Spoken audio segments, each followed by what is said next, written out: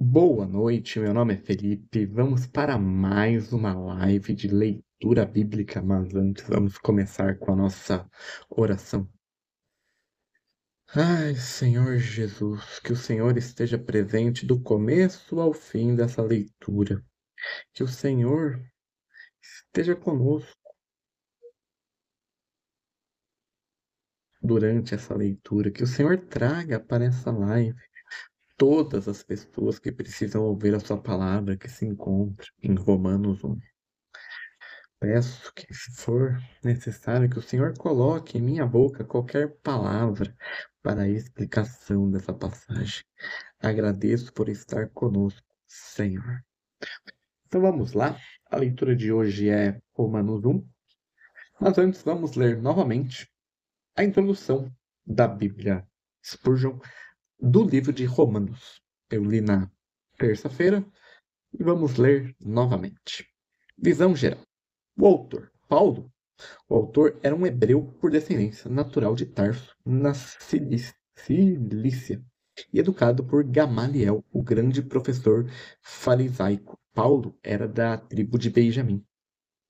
Paulo foi um dos perseguidores mais implacáveis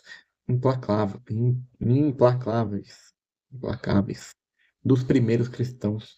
Foi convertido pela aparição repentina do Senhor ressuscitado, que é falado lá em Atos 9. Ele começou a pregar em Damasco, mas por causa da sua perseguição foi para a Arábia.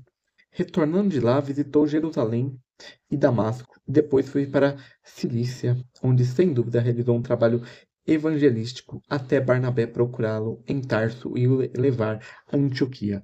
Para quem assistiu a série da Record, que tem no Disney Plus sobre Paulo, consegue visualizar quando Paulo retorna a casa, a sua família. onde trabalharam por onde trabalharam por um ano. Depois disso, os dois foram a Jerusalém com contribuições para os irmãos. Ao retornar a Antioquia, ele foi chamado ao Espírito Santo para o trabalho missionário, no qual continuou até sua morte, fazendo pelo menos 3 grandes jornadas missionárias até que sofreu durante e depois um longo martírio até a sua morte. Epístolas de Paulo. As epístolas de Paulo são geralmente colocadas em 4 grupos, como segue.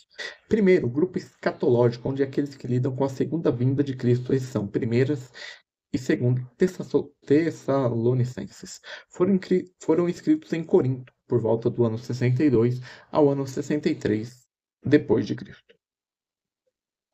O grupo antijudaico, ou aqueles que cresceram sobre a controvérsia com o professor judaico, eles são 1ª e 2ª Coríntios, Gálatas e Romanos, escrita durante a terceira jornada missionária, provavelmente em Éfeso, Filipos e Corinto. O grupo cristológico, que se centraliza seus ensinamentos em torno do caráter da obra de Cristo, foi escrito durante o encarceramento em Roma. São eles Filipenses, Colossenses, Filemão, Éfesos e Hebreus. Muitos pensam que Paulo não escreveu Hebreus. Aí é a discussão que eu trouxe na terça-feira, que não sabemos se Paulo foi o escritor de Hebreus. Essa Bíblia considera, e é considerada também pela igreja, as igrejas orientais ou ortodoxas. O grupo pastoral, ou aqueles escritos para jovens pregadores que abordaram assuntos de organização, governo da igreja e instruções práticas sobre evangelista, pastores e outros obreiros cristãos. Eles são 1º e 2ª Timóteo e Tito. Todas as epístolas de Paulo, com exceção de Hebreu, caem muito naturalmente em 5 seções como segue. Uma, introdução, que pode conter uma saudação, geralmente incluindo o assunto da epístola, com o nome daqueles que colaboraram com Paulo no momento da escrita, e agradecimento pelo bom caráter ou conduta daqueles que se dirigem. Então, aqui Paulo fala sobre a divisão das cartas e cita Hebreus. A série de Paulo põe a carta de Hebreus como a primeira que ele escreveu, por isso que ela é mais diferentona, não tem Paulo se apresentando, não tem ninguém. Ele ainda não. A série que a gente não pode levar em consideração quando a gente for, mas a série coloca a carta de Hebreus como sendo a primeira carta de Paulo. E assim como as lives que eu fazia no início não são iguais às que eu trazo hoje, então a gente vai melhorando. Então eu acredito que Paulo foi melhorando, foi pegando um estilo de escrita.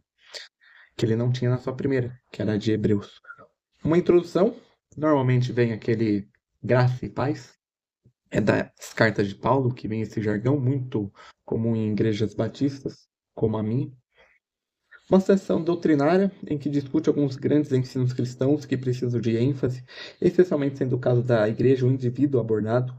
Uma sessão prática, na qual se expõe a aplicação prática dos princípios discutidos na sessão doutrinária à vida daqueles a quem ele se dirige. Então, aqui é a base para aquelas pregações expositivas com visão prática. A Bíblia que eu utilizo, a Bíblia Spurgeon, ela essa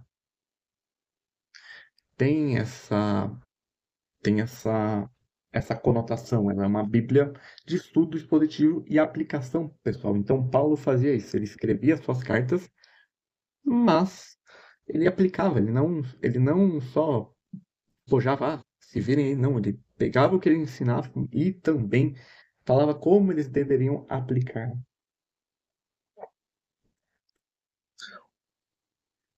Uma sessão pessoal na qual são enviadas mensagens e saudações pessoais para o que estão para, para e por vários amigos. Uma conclusão na qual se pode encontrar uma bênção ou dedicatória para autenticar a carta com outras palavras finais. Aqui vem a tal bênção apostólica que é comum em outras cartas de Pedro, de João, mas também nas de Paulo, que é aquela que o amor de Deus, nosso Pai, e a consolação do Espírito Santo esteja convosco, que é das cartas essas cartas apostólicas e também as cartas de Paulo que vem essa tal bênção final que normalmente tem nos finais dos cultos.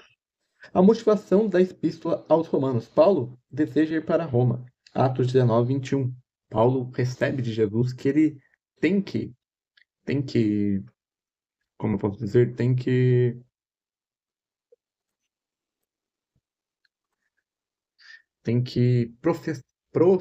professá-lo em Roma também, como ele fez em Jerusalém.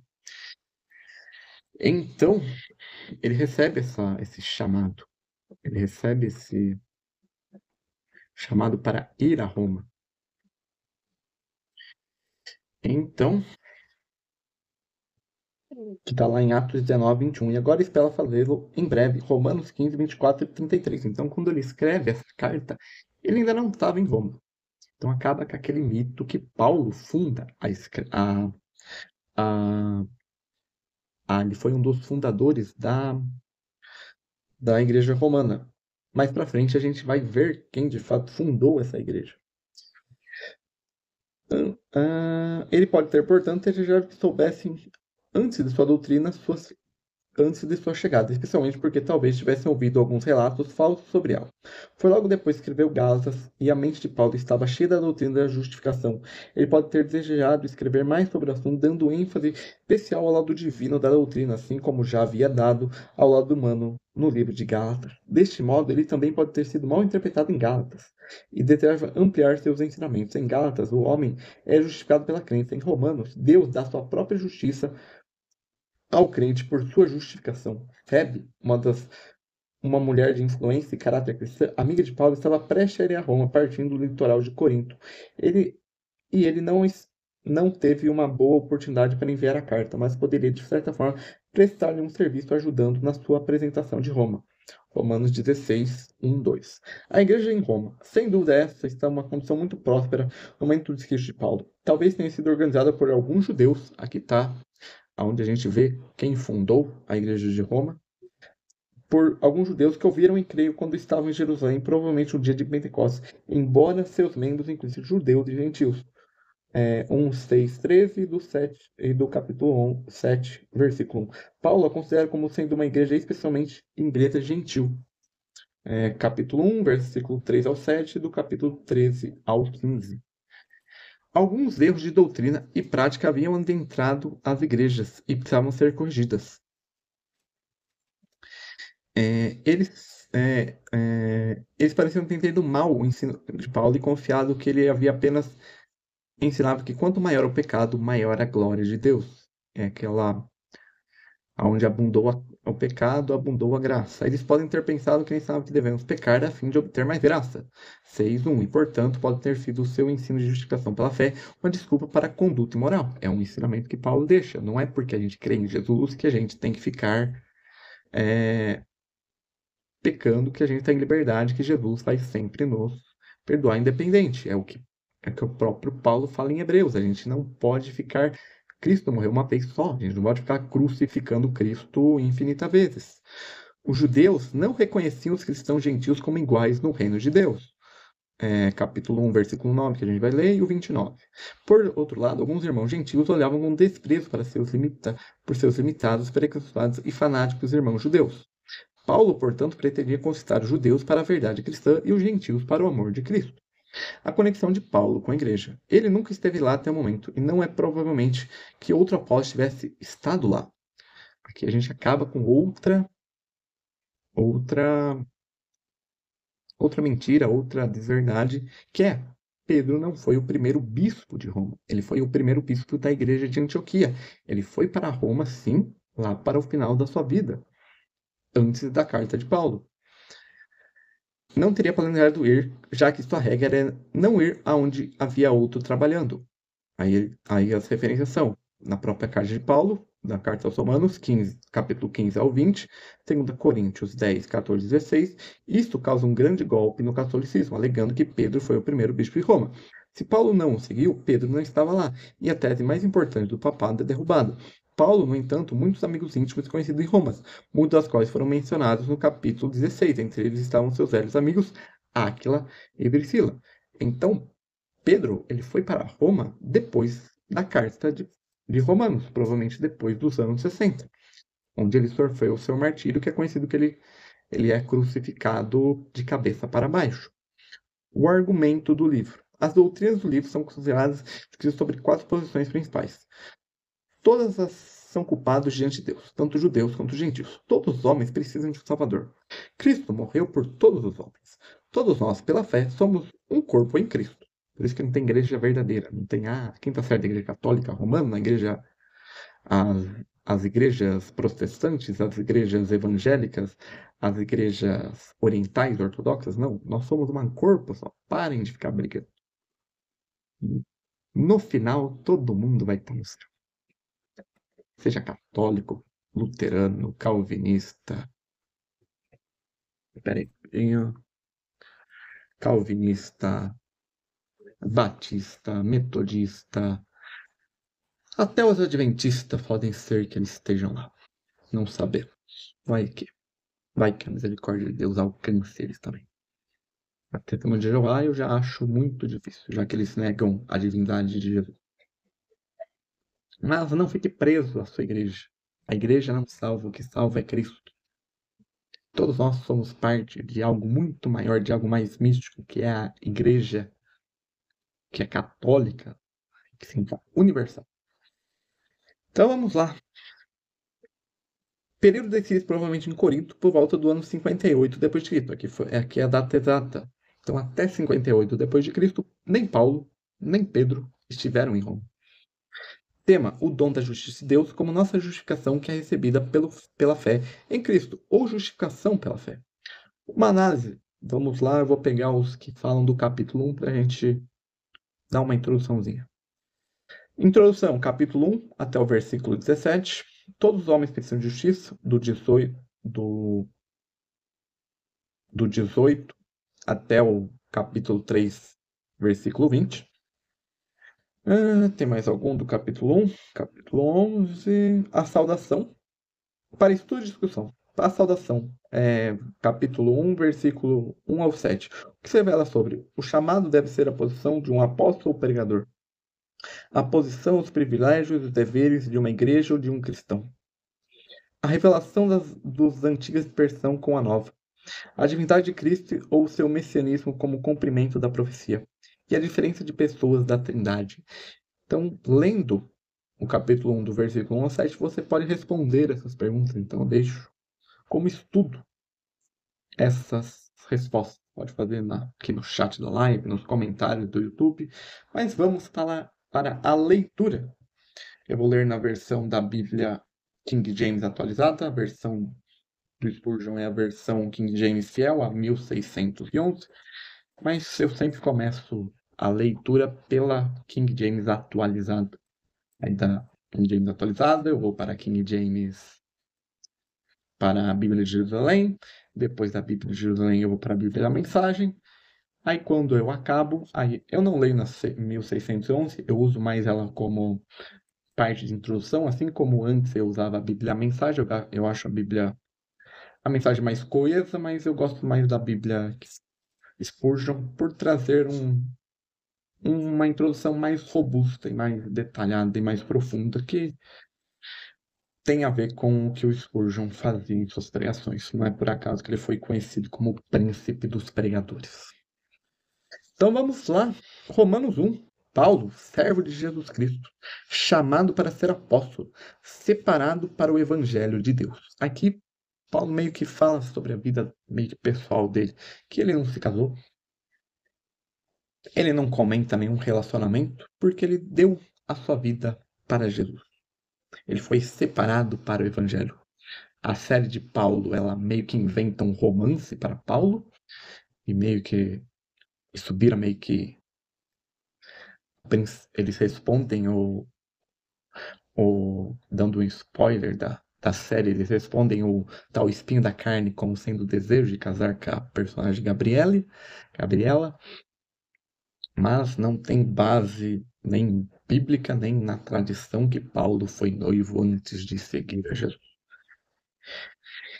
Por isso é importante, leia a Bíblia, não se pegue a história, seja as novelas Record, seja The Chosen, seja a Paixão de Cristo. Tem muita gente que acha que Jesus deslocou o ombro por causa da Paixão de Cristo. Não tem nenhuma passagem da Bíblia que diz que Jesus deslocou o ombro.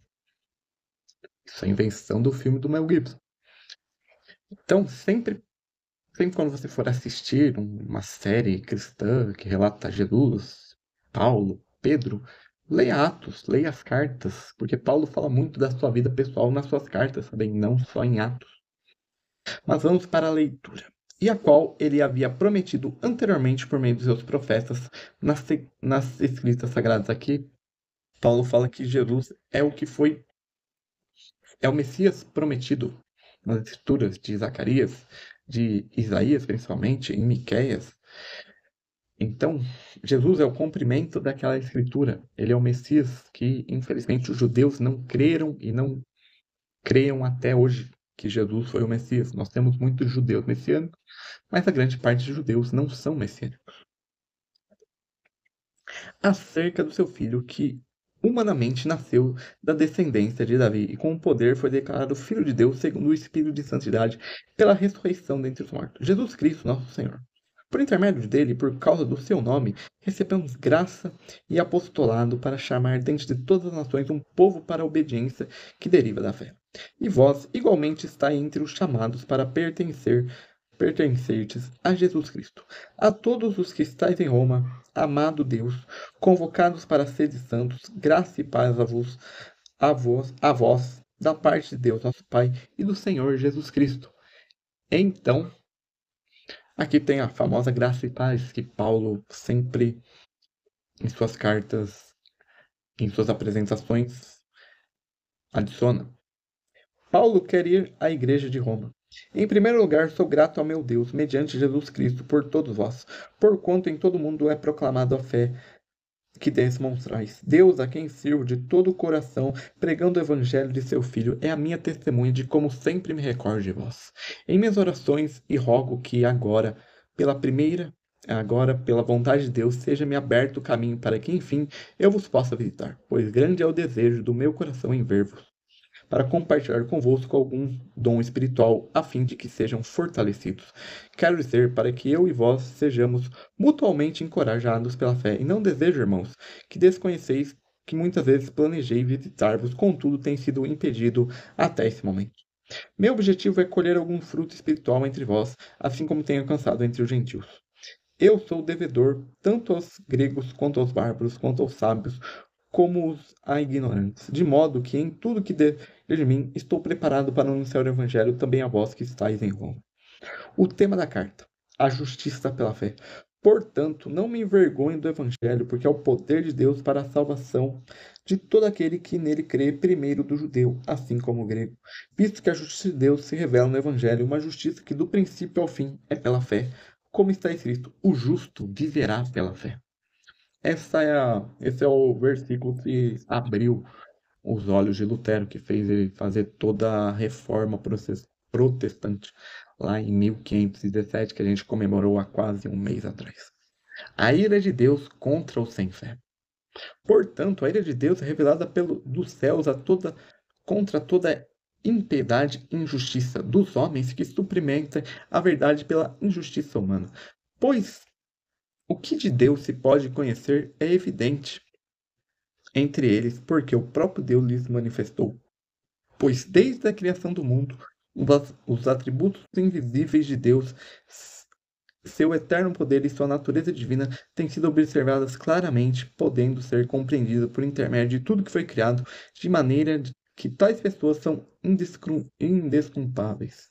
Portanto, mesmo havendo conhecido a Deus, não o glorificaram como Deus, nem lhe renderam graças, ao contrário, seus pensamentos passaram a ser levianos, imprudentes, seu coração insensato deles tornou-se em trevas, e proclamando-se a si mesmo como sábios, perderam completamente o bom senso. Trocaram a glória de Deus imortal por imagens confeccionadas, conforme a semelhança do ser humano mortal, bem como de pássaros, quadríceps e répteis. Aqui ele fala sobre os gentios, que têm como os deuses, os romanos, os deuses gregos, os egípcios, que têm deuses metade homem, metade animal. Então, os gentios eles têm muito a natureza como divindade. Por esse motivo, Deus entregou tais pessoas à impureza sexual, segundo as suas vontades pecaminosas do seu coração, para a degradação de seus próprios corpos em si. Por isso que nas crenças, nos rituais pagãos, gentios, é muito utilizado o sexo, seja para Afrodite, seja para como chama a deusa da caça, Ártemis. Então, tem muita Hera, que era a deusa da fertilidade. Então, Deus entregou eles para viverem os prazeres, entre aspas, do mundo. Porquanto trocaram a verdade de Deus pela mentira e adoraram objetos e serem criados em lugar do Criador, que é bendito para sempre. Amém. E por essa razão, Deus os entregou às paixões vergonhosas, até as suas mulheres trocaram suas relações sexuais naturais por outras contrários à natureza. Então aqui a gente tem a condenação de Paulo à homossexualidade. Então não é só o Antigo Testamento que nega, que combate lá em Levítico a homossexualidade. A gente tem também aqui Paulo em Romanos, que estava em uma cultura gentia, combatendo também a homossexualidade entre os cristãos.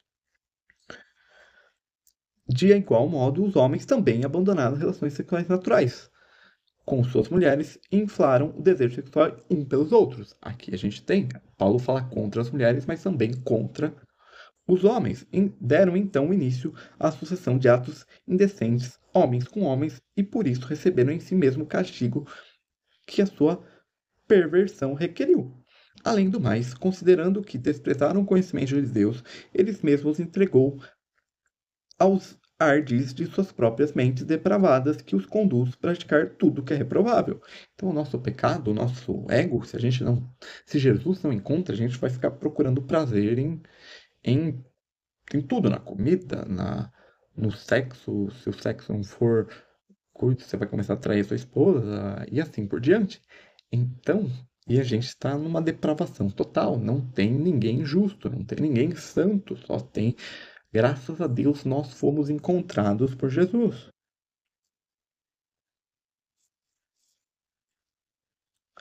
Então tornaram-se cheios de toda espécie de injustiça, maldade, ganância e depravação. Então empurraram-te inveja, homicídio, rivalidade, engano e malícia. São bisbilhoteiros, caluniadores, inimigos de Deus, insolentes, arrogantes e presunçosos. Vivem criando maneiras de praticar o mal, desobedecendo seus pais, são insensatos, desleais, sem amor e respeito à família, sem qualquer misericórdia para o próximo. E apesar de conhecerem a justa lei de Deus, que declara dignos de morte todas as pessoas que praticam tais atos, não somente o continuem fazendo, mas também aprovam e defendem aqueles que também assim procedem. Então aqui a gente termina a leitura de Romanos 1, onde Paulo mostra a nossa depravação. A nossa depravação como ser humano. Ele cita o exemplo dos gentios que estavam em Roma para contextualizar para os romanos. Mas não é diferente do que a gente vê hoje em dia no Brasil e no mundo. Então, agradeço a todos, um bom resto de sexta-feira. Eu volto na segunda não, no domingo. Amanhã não tem, porque eu tenho Legacy. Então, no domingo, nós voltamos com mais uma leitura bíblica. Tchau, tchau e até uma próxima. Agradeço a todos que ficaram até o final da live, todos que curtiram. Se inscrevam, sigam o perfil, que sempre por volta desse horário, às 8 horas, tem live de leitura bíblica. Mas sempre vai estar salvo lá no meu canal do YouTube, Felipe Ambrosini. Tchau, tchau e até uma próxima.